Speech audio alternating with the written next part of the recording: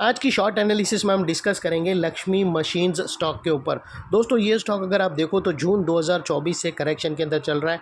मोटा मोटी देखो तो दोस्तों इसने 3 महीने पूरे करेक्शन में बिता दिए और करेक्शन में भी दोस्तों इसने दोनों तरह का करेक्शन दिया, प्राइस वाइज टाइम वाइज दोनों। प्राइस वाइज करेक्शन के अंदर स्टॉक काफ़ी हद तक डाउन साइड करेक्ट हुआ और टाइम वाइज करेक्शन के अंदर स्टॉक ने साइडवे कंसोलिडेशन किया, एक स्ट्रॉन्ग बेस बनाया और अल्टीमेटली इसको ब्रेकआउट किया है। और फिलहाल ये स्टॉक को देखो तो दोस्तों यहाँ पर मल्टीपल पॉजिटिव फैक्टर्स एक साथ ब्रेकआउट हुए हैं, जिसके तहत ये स्टॉक करंट लेवल से अपसाइड में 10% रनअप के लिए रेडी है।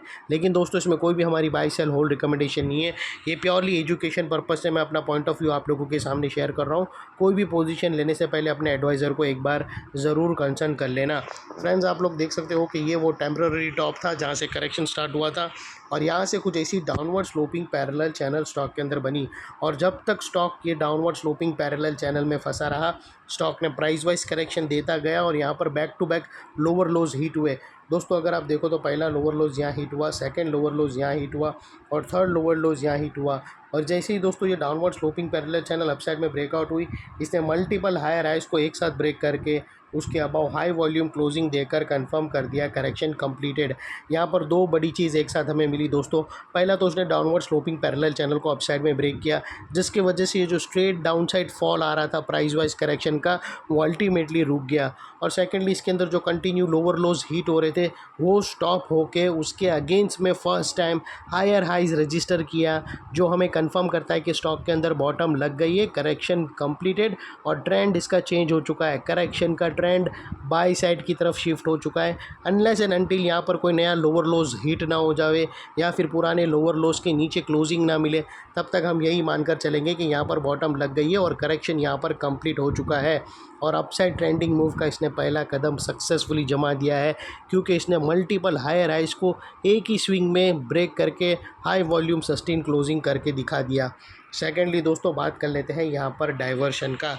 तो दोस्तों अगर मैं आप लोगों को MACD डालकर दिखाओ तो यहाँ पर तुम्हें क्लियरली डाइवर्शन मिलेगा। दोस्तों प्राइस एक्शन के जो लोअर लो स्विंग अगर आप देखो तो वो यहाँ से डाउन साइड की तरफ टिल्ट हुए हैं और वही MACD के ऑसिलेशन देखो तो वो अपसाइड में टिल्ट होकर यहाँ पे हमें ब्रेकआउट मिला है, जो एक अपसाइड मोमेंटम पंप करेगा स्टॉक के अंदर। और सेकेंडली दोस्तों बात कर लेते हैं यहाँ पर चार्ट पैटर्न की।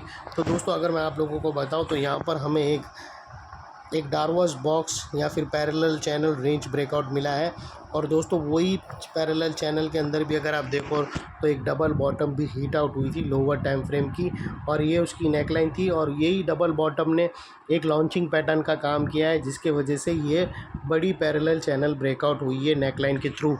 और दोस्तों ये जो नेकलाइन है और जैसा दोस्तों ये जो इनसाइड रेंज है पैरेलल चैनल की, ये कोई छोटी मोटी रेंज नहीं है, ये तकरीबन 10% की रेंज है दोस्तों, जो ब्रेकआउट होने के बाद नेकलाइन से ब्रेकआउट होने के बाद अपसाइड सस्टेन मूव स्टार्ट किया तो 10% तक रिटर्न देगा। और वो लिहाज से स्टॉक का जो टारगेट निकल कर आता है वो तकरीबन 17,700 का आता है, जो तकरीबन 10% के आसपास है।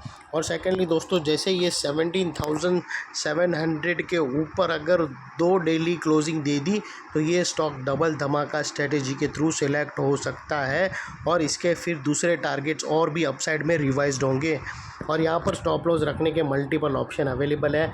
आप अपने एडवाइज़र को पूछकर ATR की हेल्प ले सकते हो या फिर फर्स्ट ब्रेकआउट कैंडल की लो के नीचे क्लोजिंग बेसिस पे रख सकते हो, या फिर ये पैरेलल चैनल का जो मिड रेंज है 50% उसके नीचे क्लोजिंग बेसिस पे, ये जो मिड रेंज है वो एक स्ट्रॉन्ग सपोर्ट का काम करता है, उसके नीचे क्लोजिंग बेसिस पे भी रख सकते हो।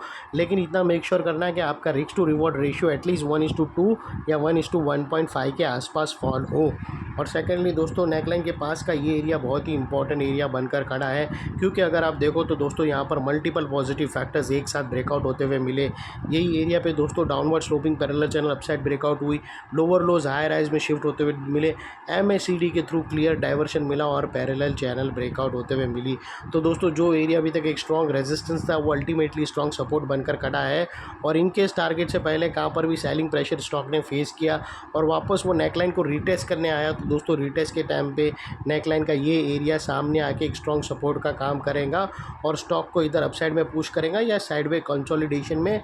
और इतने बड़े स्ट्रॉन्ग सपोर्ट के नीचे तुम्हारा स्टॉप लॉस आना चाहिए जो आसानी से हीट ना हो, और बाय एनी चांस अगर क्लोजिंग बेसिस पे हीट भी हो जाता है तो दोस्तों नो इफ़ नो बट सीधा स्टॉप लॉस देकर ट्रेड को वाइंड अप कर देना चाहिए।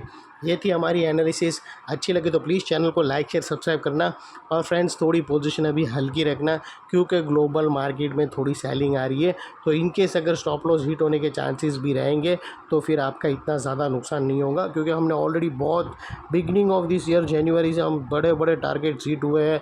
बहुत सारे स्टॉक दो दो तीन तीन बार डबल धमाका स्ट्रेटजी रिटर्न दे चुके हैं। तो अभी थोड़ा कम कमाएंगे तो हमें कुछ फ़र्क नहीं पड़ेगा, लेकिन दोस्तों अपनी कैपिटल सेव करना बहुत ही ज़रूरी है, क्योंकि स्टॉक अगर करेक्शन आता है तो तुम्हें डाउन साइड पे दोस्तों रोकना चाहिए। हमें मतलब वो टाइम पे अगर पैसा नहीं रहेगा और वो दोस्तों करेक्शन के बाद जो भाव मिलेंगे मिड कैप स्मॉल कैप के, और वो दोस्तों वहाँ से तुम स्टॉक को पकड़ोगे ना तो वो 50-60% रिटर्न देंगे। तो दोस्तों वो जनरली, लेकिन ऐसा होता है कि जब स्टॉक वैसे करेक्ट होते हैं और लोगों के पास टाई फिश होता है और कोई स्टॉप लॉस लेता नहीं है, यही बहुत बड़ा रिटेलर्स का प्रॉब्लम है। तो दोस्तों वो लिहाज से पोजीशन कम रखना, और एनालिसिस अच्छी लगे तो प्लीज़ चैनल को लाइक शेयर सब्सक्राइब करते रहना फ्रेंड्स। थैंक यू, जय हिंद।